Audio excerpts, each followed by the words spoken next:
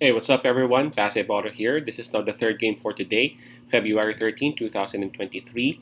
This is the game between Utah Jazz and Indiana Pacers, and that'll happen at around 7 o'clock p.m. Eastern Time. That's going to be 8 o'clock a.m. here in Manila. I'm just inviting everyone who have not subscribed yet to our YouTube account or YouTube channel, Basketballer. Please click on the subscribe button below. At the same time, hit on that bell logo. That way, automatically, you guys will be receiving notifications whenever new videos are uploaded. And the spread that is given in here is minus 1.5, and that's actually given towards the home team, the Indiana Pacers. And before we proceed, let's check on the standings and the rankings of both teams. Starting off with the Indiana Pacers, they are from the Eastern Conference and they are ranked number 12 with a record of 25 wins and 33 losses. While for Utah Jazz, they are from the West.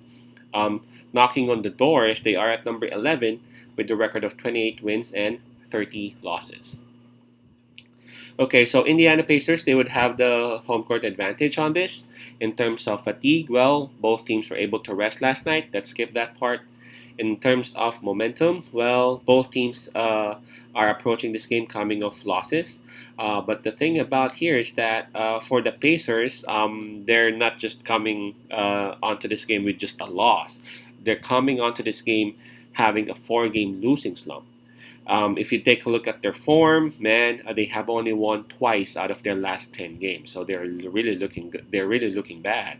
If you take a look at Utah Jazz, not really that good as well, but they are a bit better, winning four out of their last 10 games. So a slight advantage should be given to Utah Jazz on this.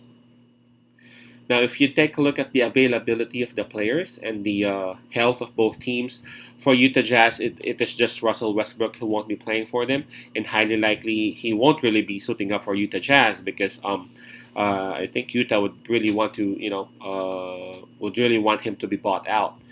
For Indiana Pacers, we have five players listed down here. Um, all listed as questionable. Tyrese Halliburton, George Hill, Jordan Nwora, Daniel Theis, and Miles Turner, all listed as questionable. Highly likely, most of these players would be playing and would be suiting up for them. The question is how healthy are they, or as to how many would be playing as out of these five.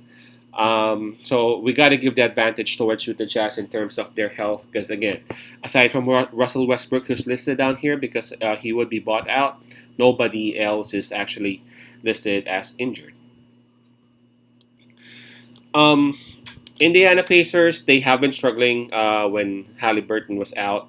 When Halliburton came back, they were able to notch a couple of wins, but aside from that, nah. I mean, they have been losing.